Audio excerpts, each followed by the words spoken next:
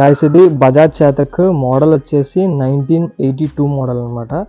నేను తీసుకోవడం ఏంటంటే నాకు యాక్చువల్లీ వింటేజ్ బైక్స్ అంటే చాలా ఇష్టము. చేతక్ కానీ ఆర్ఎక్స్ 100 2 స్ట్రోక్ ఇంజిన్స్ అంటే నాకు చాలా ఇష్టం అనమాట. సో అందుకని నేను యాక్చువల్లీ ఆర్ఎక్స్ 100 తీసుకుందాం అనుకున్నాను, కానీ దానికని ఇది కొంచెం డిఫరెంట్ కదా, అంటే ఇది హ్యాండ్ గేర్ కాబట్టి ఇది తీసుకున్నాను అనమాట. పైగా కంపేర్ చేసుకుంటే ఆర్ఎక్స్ 100 మీకు చాలా ప్రైస్ చెప్తున్నారు, సెకండ్ హ్యాండ్స్ 70, 80, 50, 40లో కూడా ఉన్నాయి. కానీ మీకు చేతక్ మీకు 20లో దొరికేస్తుంది, 20, 30లో దొరికేస్తుంది. నేనైతే ఓఎల్ఎక్స్లో తీసుకున్నా, నాకైతే 30K పడింది. నాకు వర్త్ అనిపించింది. నేను బండి అయితే చూసాను అనమాట, నేనే దగ్గర నుండి చెక్ చేసుకున్నాను అనమాట. బైక్ వచ్చేసి పార్ట్స్ అన్నీ కొత్తవి అనమాట, ఇంజిన్ కానీ ఇవన్నీ చాలా బాగా చేయించుకున్నారు వీళ్ళు. చేయించుకొని అప్పుడు నేను టెస్ట్ రైడ్ చేసి అప్పుడే తీసుకున్నా. సో ఇక్కడ ఏంటంటే యాక్చువల్లీ ఇది అనేది ఇటువైపు ఉండాలి, లెఫ్ట్ సైడ్ ఉండాలి, కానీ వీళ్ళు రైట్ సైడ్ వేయించుకున్నారు. అండ్ అనమాట. అండ్ పెట్రోల్ ట్యాంక్ కొంచెం తుప్పు ఉంది. సో నేను ఏం చేశానంటే తీపిచ్చి ఒకసారి క్లీన్ చేయించా, యాసిడ్తో క్లీన్ చేయించి మళ్ళీ ఫిట్ చేయించుకున్నాను నేనైతే.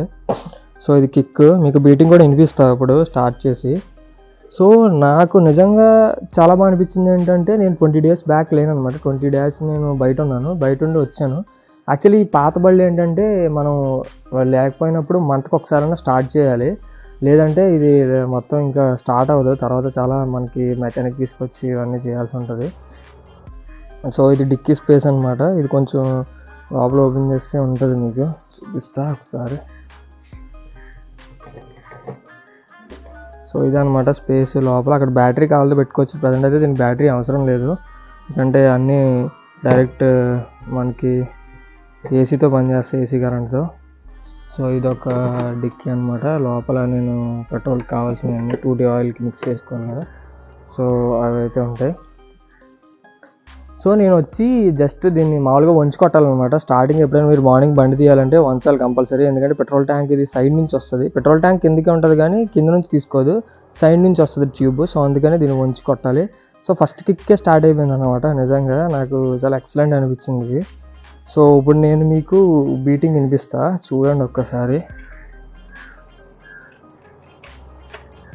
మ్యాక్స్ ఒక కిక్తో స్టార్ట్ అయిపోద్ది, ఇది ఎక్కువైతే టైం తీసుకోదు. సో ఇది మా డాడీ బైక్ అనమాట. ఇది కూడా నేను చేయించుకున్నా, నాకు చాలా ఇష్టం అనమాట. ఇది ఫ్యాషన్ బస్ బైక్ ఇది.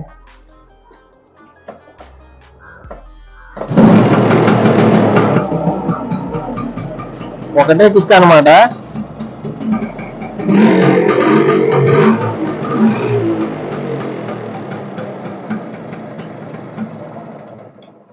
ఇది కిల్ స్విచ్ అనమాట. ఇది చూస్తున్నారు కదా, కిల్ స్విచ్ ఇంజిన్ ఆపుకోవడానికి. సో ఇదనమాట. ఇది ఒక్క కిక్తో స్టార్ట్ అయిపోయింది. నేను వచ్చి నిజంగా షాక్ అయ్యా, నిజంగా చాలా నేనే షాక్ అయ్యాను అనమాట. వచ్చిన వెంటనే ఒకసారి వంచి కొట్టే ఫస్ట్ కిక్కే స్టార్ట్ అయిపోయింది బండి. సో ఇదనమాట ఓవరాల్గా బైక్. నేను ఇప్పుడు మీకు 2 స్ట్రోక్ ఇంజిన్స్ ఎవరైతే వాడుతున్నారో దానికి వచ్చి కొన్ని ప్రాబ్లమ్స్ అయితే చెప్తా అనమాట.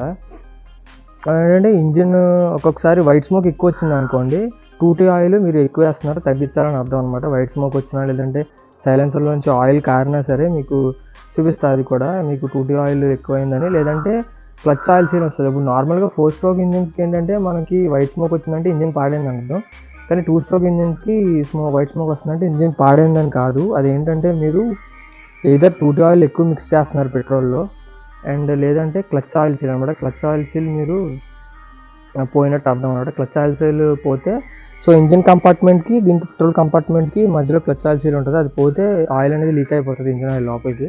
సో అలాంటప్పుడు కూడా మీకు ప్రాబ్లం వస్తుంది, పెద్ద ప్రాబ్లం అయితే ఉండదు. దీని మెయింటెనెన్స్ కూడా చాలా తక్కువ అనమాట. ఇప్పుడు చూపిస్తాను మీకు కొన్ని అయితే నేను ఫేస్ చేసిన ప్రాబ్లమ్స్ మీకు చూపిస్తాను. గాయస్ నేను మీకు ఇప్పుడు 1 by 1 బైక్కి ఏమేమి చేయించానో చూపిస్తాను అనమాట.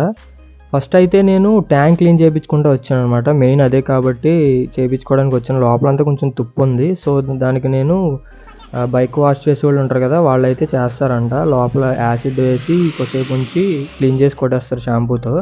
సో మీకైతే చాలా నీట్గా తుప్పు అదంతా పోయి నీట్గా అయిపోద్ది అనమాట. ఏం కనిపించట్లేదు కానీ నార్మల్ అయితే బాగానే ఉంది లోపల తుప్పు, అదంతా క్లీన్ చేయించా. స్పార్క్ ప్లగ్ కూడా వేయించా అనమాట. స్పార్క్ ప్లగ్ బాగా నల్లగా అయిపోయిందని మార్చేసాం. అలాగే ఇక్కడ ఇంజిన్ ఆయిల్ కూడా చేంజ్ చేసాం. 2040 నార్మల్ 4 స్ట్రోక్ ఇంజిన్ ఆయిల్ వేస్తారు, కాకపోతే 1/2 లీటర్ పడుతుంది. ఇందులో హార్డ్లీ 300 to 400 ml పడుతుంది, అంతకుమించి ఎక్కువ పట్టదు అనమాట. అండ్ అలాగే కొన్ని సామాన్లు చెప్పాడు అనమాట మనోడు మెకానిక్, అన్నీ తీసి తెచ్చుకోండి పిన్స్ అని లేదంటే ఆయిల్ బ్రేక్ సీల్ ఇవన్నీ కొన్ని ఉన్నాయన్నమాట. అవైతే నేనైతే తెచ్చుకుని వేయించుకున్న దానికి.